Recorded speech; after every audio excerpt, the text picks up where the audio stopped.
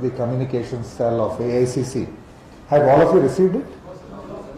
Okay, because it was supposed to be distributed before so that you could go through the points. Yeah. Just 2 minutes. Yeah. Please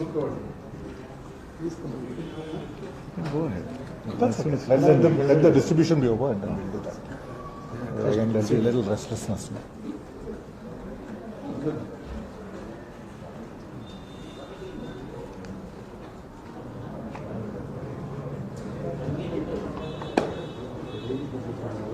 When he was communications chief, he used to have a 1 o'clock meeting in his office. Okay. Whoever spokespersons, whoever would go, and if I was in Delhi, I would also go. We would work out the party line. Surjewala would never do it. But Javadekar told me years ago that BJP every day would do a call like this. Okay. Thank you.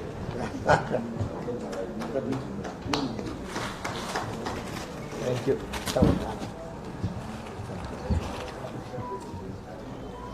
Photo.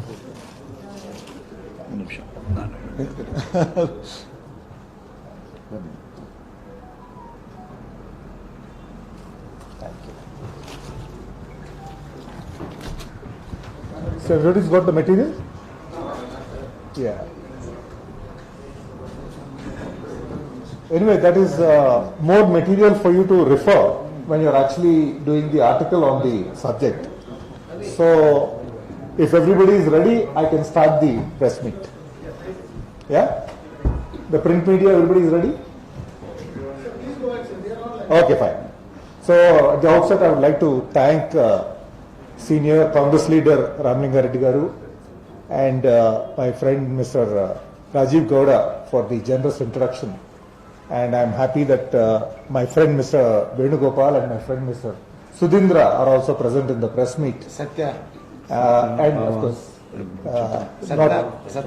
course, all the other office bearers for being in the press meet along with me. This is a very, very important subject in terms of the operational preparedness and the competitive abilities of the armed forces. And at the outset, I would like to make it very clear that the Congress party is committed towards strengthening the security of our country and the operational efficiency of our armed forces. We are committed towards that, and our record when we were in government reflects that. Now, as far as this particular Agnipath scheme is concerned, our first call is to ask the government to withdraw the scheme because we feel that it seriously compromises our competitive capability and our operational preparedness, especially against the challenges that we face today. Like the previous scheme for the farmers that this government has introduced, without applying it mind or without following any consultative process, you know that it resulted in the death of over 700 farmers, which was unnecessary. For discussion in Parliament, they have come about with this scheme, this Agnipath scheme, which we feel seriously jeopardizes the security preparedness of the nation. And we want to talk about it because this is a matter that affects us, and it also is an insult to the aspirations of the youth of the country today. If you look at the aspiration of most of the youth all over the country today, they associate a feeling of pride and a continuation of a proud tradition when it comes to joining the armed forces. It is not a job, it is an association, it's a lifelong commitment. They're willing to give their lives for it. And this is one avenue that most of the children aspire for. They feel proud, the families feel proud. And now, with this decision, it has been reduced to a contractual obligation, which is the most unfortunate insult that this government can heap on the youth of the nation today. Today we have a number of challenges. We have the Chinese breathing across our neck, across the line of actual control for over 2 years now. We have challenges on the western border, and we are way short of our operational capabilities. In such a situation where we haven't had hiring for 2 years, you are further compromising the preparedness of our armed forces by looking into the economic aspect and not into the preparedness aspect. We understand, as a responsible national party, we understand that we have to follow economic prudence when it comes to certain decisions. We understand that today the salaries and the pensions bill together constitutes 54% of the defense outlay. We also understand that the ratio of the revenue expenditure against capital acquisitions has reduced to 80:20, where optimally it should be 60:40. We understand the economic imperative, but those economics should not be applied to the hiring of our youth. It is an aspiration for them, it is a matter of pride for them. And as a responsible government, you should be looking at creating more resources for the nation's defense. I would say it is akin to saying that a family wants to buy a car, so in order to save money, let's starve the kids. This is exactly what is happening, and I think it's a very, very short-sighted approach by this government, and we would request the government to withdraw this scheme in its entirety. It is such a sham. For 2 years, we haven't hired soldiers, which definitely compromises our operational capabilities and our competitive efficiency.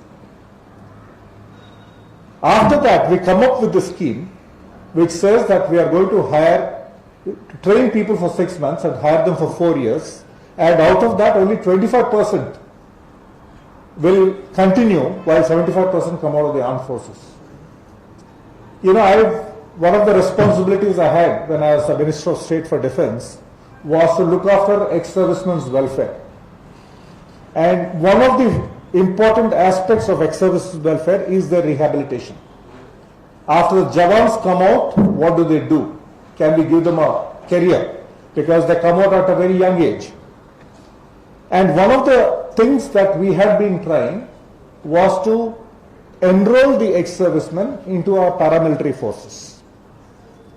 You will be surprised to know that only about 2.5% of the ex-servicemen have been inducted into the paramilitary forces. There are issues related to seniority when they are cross-inducted into the paramilitary forces. And these issues will still be relevant if we are trying to induct these Agniveers into the paramilitary forces. And like I said, we've only been able to enroll 2.5% of our ex-servicemen into the paramilitary forces, which is a very small number.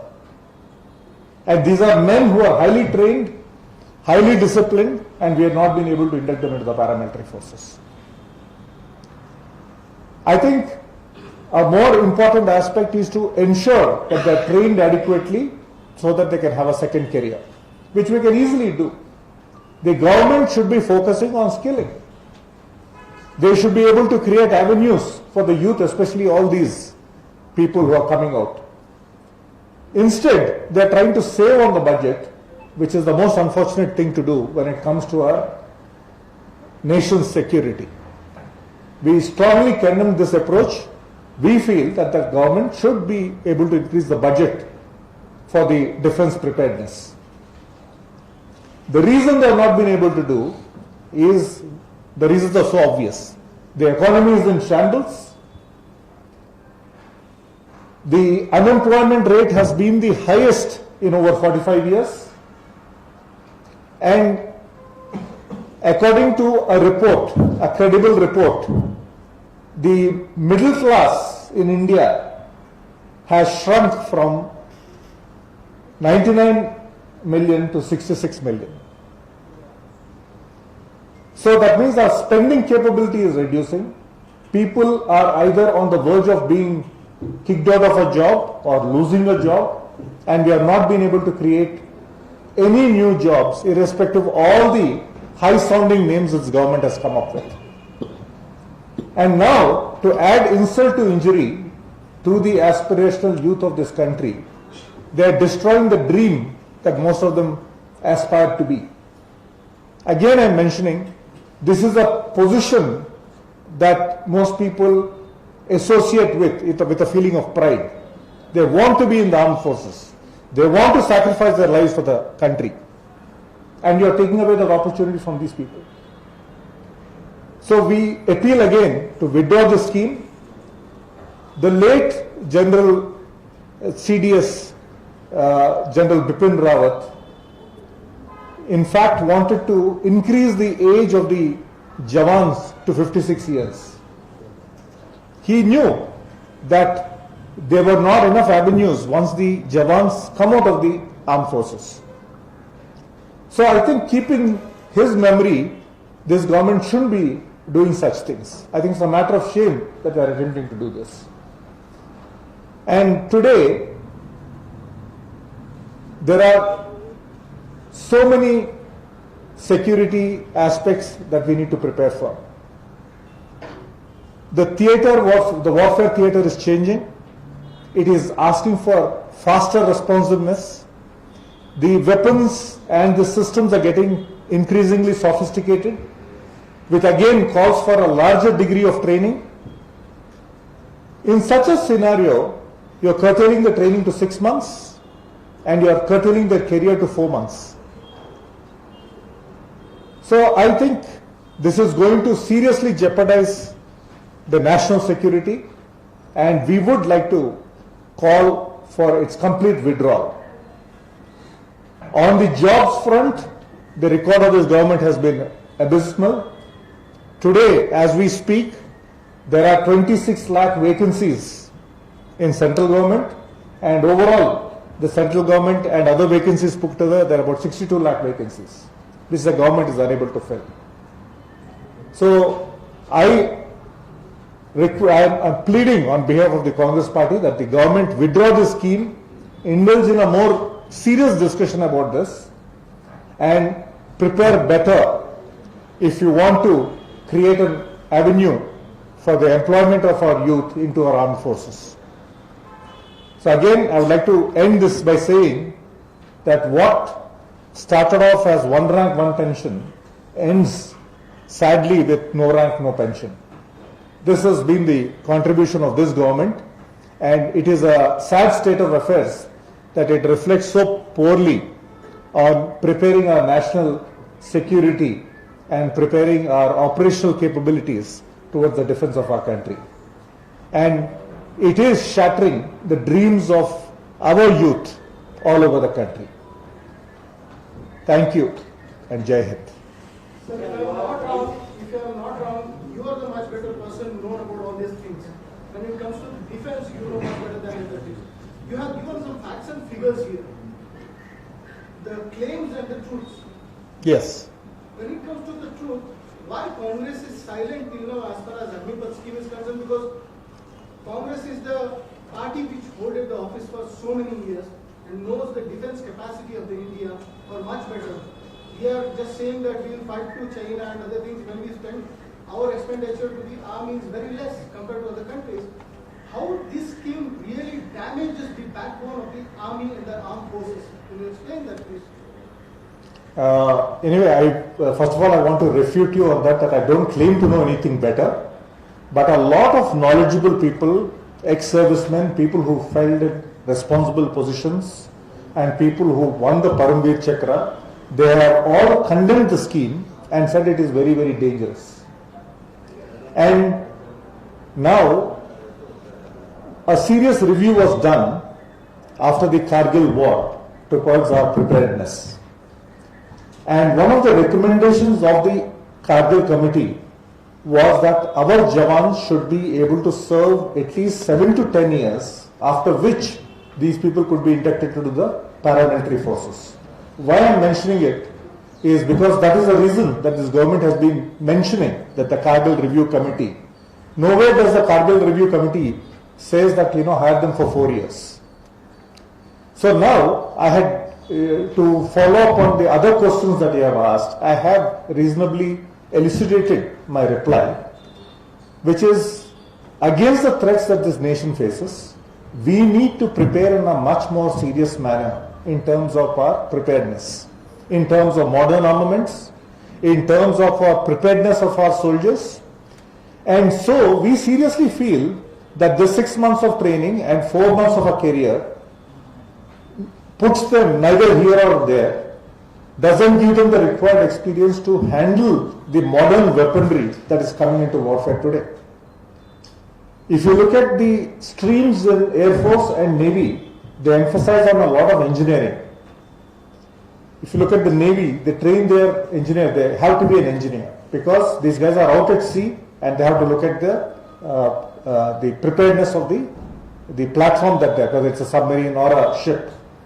So that is why that efficiency is needed. It is the same thing that is desired of the army, which is the larger force of the three. But a 4-year period doesn't prepare them adequately towards that operational preparedness. But government is claiming that we will give, when Israel is doing it, when other countries are doing it, why can't we, being the largest armed forces country, and we are spending a lot? See, this is again, I would say at this stage, it is an experimental thing. And they should have experimented it as a parallel stream instead of using as the main avenue for inducting people into the armed forces. Because this is not enough. This period is not enough. So one of the army chiefs justified the decision and said that the army is not a recruitment agency. It is a service bureau. Whoever interested, come on. What do you say? You are absolutely right. It is not a recruitment agency. It is an agency where people get in with the single desire to sacrifice their lives for the country. And it is with that feeling of pride that all the youth want to get into the armed forces. They don't want to get into a contract. They want to commit their lives. They want to have a career in the armed forces. It is a matter of pride for them. It is the continuation of a proud tradition. If you look at actually most families in a lot of states, entire families, entire villages have people who served in the armed forces. It's a matter of pride for them. And you are going to, after 4 years, determine that 75% are not fit to continue in the army. Just imagine the feeling of shame that they will have. But government is again saying, sir, that you are provoking those who came on street and they are protesting against this scheme, which is saying that we will give proud patriotism to the youth. See, unfortunately, what happened, we condemn the burnings and all that, but what happened on the streets, the burning of trains and the people coming out, was a spontaneous reaction by the youth. They felt offended. They felt hurt. This was one opportunity that they were seeking to serve the nation, and they looked at it as a lifelong career commitment, and you are snatching it away. So what happened was a spontaneous reaction against the background that we have today. Like I said today, in over 45 years, this is the highest unemployment that we are seeing in the country today. And no scheme that the government has brought forward has been able to give reasonable employment. Neither has it been able to bring reasonable amount of skills to these youngsters so that they can go and look for a job elsewhere.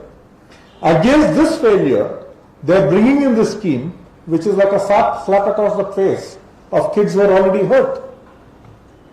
Sir, I have my last question. The three forces chiefs are coming to the camera and they are speaking very spontaneously on this issue. And they are saying that it is a great scheme. Do you think they are being forced to do it, or somewhere the armed forces are compromising with the patriotism or the national security? See, like I said in the beginning, the Congress party respects our armed forces. We are all for strengthening their arms. We are all for strengthening the operational capabilities and the preparedness of the nation. And we do not want to cross words with the chiefs of those who are at the helm of affairs. But this is such a scheme, we can see it by the comments of people who served in the armed forces, people who are distinguished and who won meritorious awards. They've all been commenting on this. They say that it seriously compromises the capabilities and the combat efficiency of the armed forces. It is not that we are saying it. We are saying it based on their words. And that is why we are telling the government to withdraw this. When you have a scheme like this, or when you intend to save money, please bring it up for discussion. I don't think the nation's security should be compromised in order to save money. And that's exactly what is happening today. So, Congress has been telling national security. It is not an insult to our youth. You are right. It is an insult to our youth because they are looking at it as a lifelong commitment, and you are sort of reduce it to a contract. Speaking on the financial aspect, do you have any plans apart from this to cut down the military expenditure as in for the pensions? Because a huge chunk goes to the pensions. Like I said in my speech today, out of a budget of 5,25,000 crores for the armed forces, 54% of that is going towards salaries and pensions. And only about, I think, 24% of it is available for capital expenditure, that is buying new platforms. So which reduces it down to a ratio of 80% for revenue expenditure and 20% for capital expenditure. Whereas the optimum ratio should be 60:40. So we know the realities. But in such a situation, when we have a security threat across the borders, the government should be giving more budget to the army, to the armed forces. And if you look at it as a comparison of percentage of the national expenditure. If they allocate more budget to army, the ratio remains the same, right? No, I'll tell you. Now, because then you will be increasing the capital spend. You can give more money for the capital spend, which is what is needed. And if you look at the comparative figures, if you compare it to 2017 to 18, to the today's budget, it has reduced from 17% of the national spend, overall national spend, to 13%. In fact, we should be doing the reverse. We should be jumping it up much more, especially with this Chinese security threat across the border.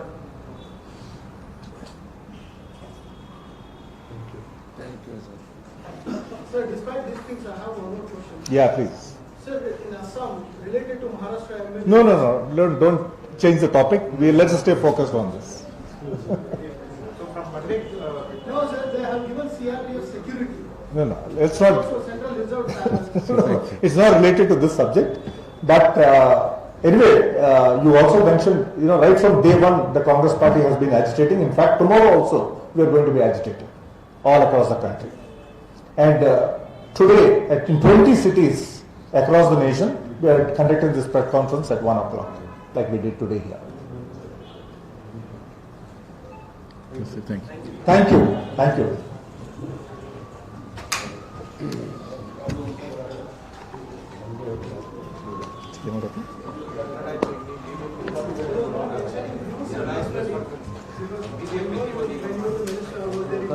Okay, you are in?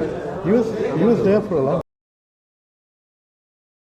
time. Oh, really? Okay. Okay.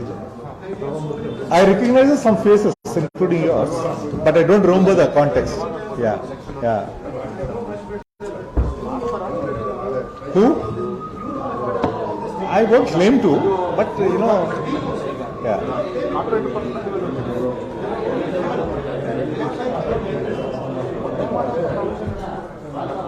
Next is still on. Yeah, yeah. ಹೇಗಿದ್ದೀರಾ